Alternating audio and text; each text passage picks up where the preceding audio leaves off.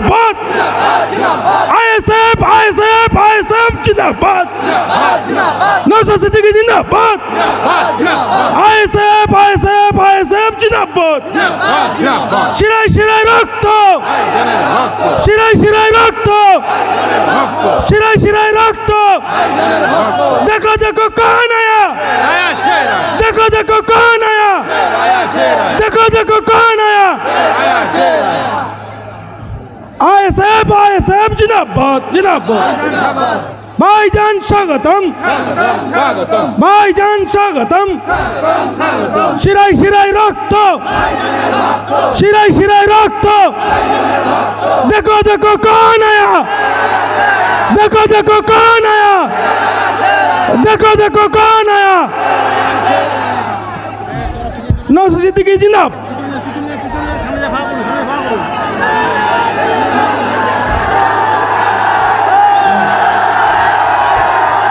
शिराय शिराय रक्त शिराय शिराय रक्त भाईजान तुम्हें आगे चलो भाईजान तुम्हें आगे चलो भाईजान तुम्हें आगे चलो देखो देखो कौन आया देखो देखो कौन आया देखो देखो कौन आया আপনারা একটু ধৈর্য ধরে আপনারা একটু ধৈর্য ধরুন আমি মাইক্রোফোন ভাইজানের হাতেই তুলে দেব আমাদের অন্য বক্তাদের কথা আমরা আগাম শেষ করেছি আপনাদের মহসিন ভাই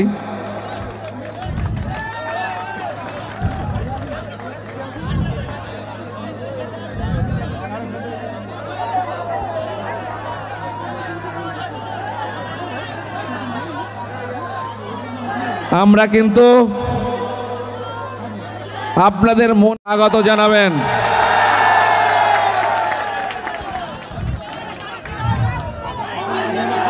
আবু তাহের জমাদার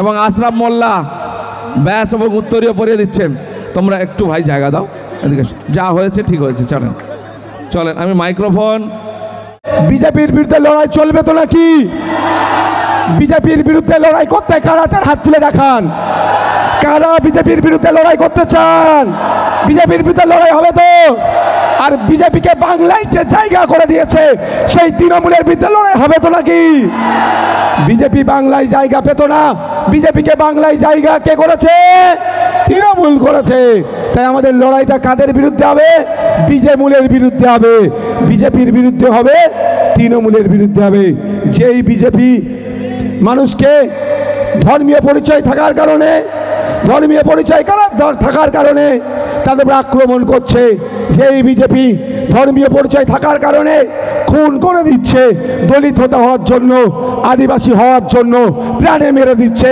মুসলিম হওয়ার জন্য প্রাণে মেরে দিচ্ছে সেই বর্বর বিজেপি জ্যোতিবাবুর ভাষায় বর্বর বিজেপিকে বাংলায় মমতা ব্যানার্জি ডেকে নিয়ে এসেছে তাই আমাদের লড়াই বিজেপির বিরুদ্ধে যতটাই হবে তৃণমূলের বিরুদ্ধে অতটা হবে আমি একটু মন কটা বাজে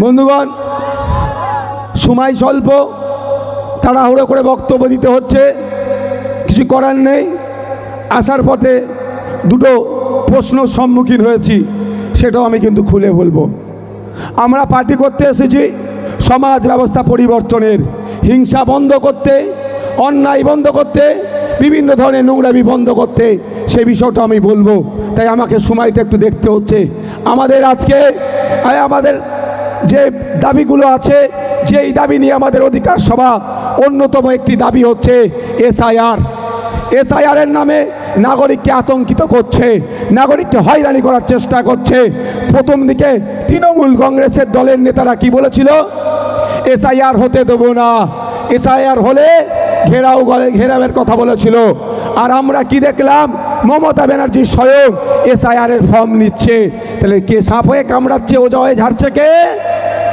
কে কে আপনারা অবাক হবেন 90,000 অফিসার কত 90,000 অফিসার মমতা ব্যানার্জি 90,000 অফিসার মমতা ব্যানার্জি কাকে দিচ্ছে? নির্বাচন কমিশনকে দিয়েছে, যাতে দ্রুততার সাথে এসআইআর। আওয়াজ শুনতে পাচ্ছেন তো? ঠিক আছে বন্ধুগণ, আজকে উপস্থিত হচ্ছি না, আজানের নামাজটা পড়বে না। আমি আপনাদের গুটি কয়েক কথা বলবো, সময় স্বল্প, টু দা পয়েন্ট কথা বলবো। টু দা পয়েন্ট কথা বলে অ্যাকচুয়াল বিষয়টা আপনাকে জানাবো। যে আজকে আমাকে দ্বিতীয়বার এখানে আসতে লাগতো না, কেন আমি এসেছি জানেন?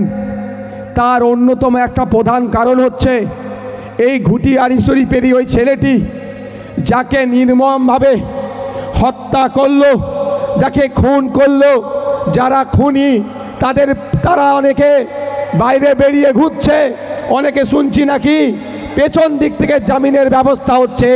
খুনিদের বিরোধিতা করার জন্যই আমাকে এখানে আসতে হলো।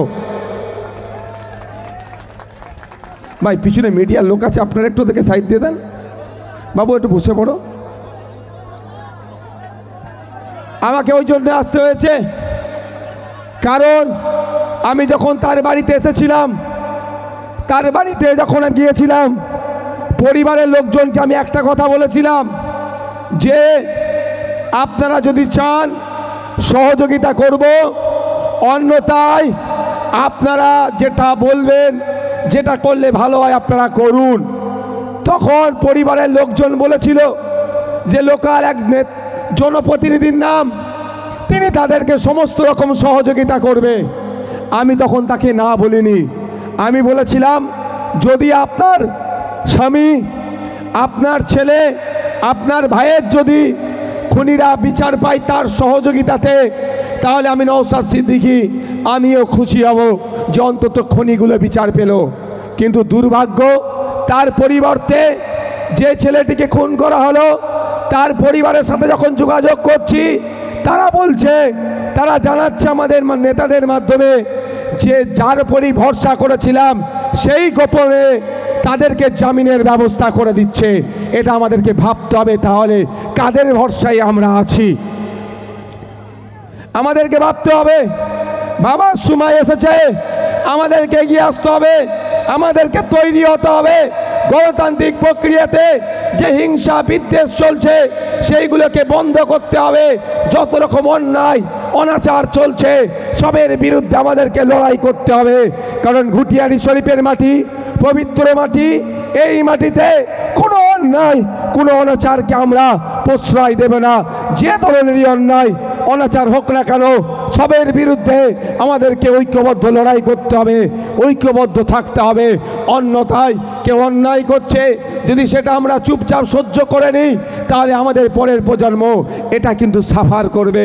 তাই আজকে আমাদের এই জায়গা থেকে শপথ নিয়ে যেতে হবে, যেই ভাইটিকে শহীদ করলো, যেই ভাইটিকে খুন করলো, তার খুনিরা যতক্ষণ না পর্যন্ত সর্বোচ্চ শাস্তি পাচ্ছে, আমরা শান্তির ঘুম আমরা ঘুমাবো না। ওই খুনিদের বিরুদ্ধে আমাদের লড়াই, আমাদের সংগ্রাম জারি থাকবে। সহমত নাকি ভাই? আমি অবাক হয়ে যাচ্ছি, আমি অবাক হয়ে যাচ্ছি। ভেবেছিলাম হয়তো জনপ্রতিনিধি ওই খুনিদের বিরুদ্ধে ব্যবস্থা গ্রহণ করবে এবং যাদের পরিবার ক্ষতিগ্রস্ত হলো তাদের পাশে দাঁড়াবে। এটা আমার কথা বলছি না, তার পরিবাররাই বলছে। কি বলছে? কি গো, তুমি গিয়েছিলে তো নাকি? কি বলেছে? চাকরি পেয়েছে? আজকেও কথা হয়েছে, কোনো চাকরি দেয়নি, কারণ ওটাই ছিল আর্নিংয়ের মেম্বার, আর্নিং মেম্বার ওটাই ছিল। ওই ছেলেটি ইনকাম করতো, ওদের ফ্যামিলি চলতো। ওই ছেলেটিকে যখন খুন করলো, তার ওই পরিবারের আর ইনকামের রাস্তা বন্ধ হয়ে গেল। অনেক গল্প শুনিয়েছিল, অনেক আশ্বস্ত করেছিল, সেটা তো করেনি। উল্টে আমরা কি দেখলাম, যে ওই ছেলেটির যারা ওই ছেলেটিকে যারা খুন করেছে তাদের মধ্যে অনেকে বাইরে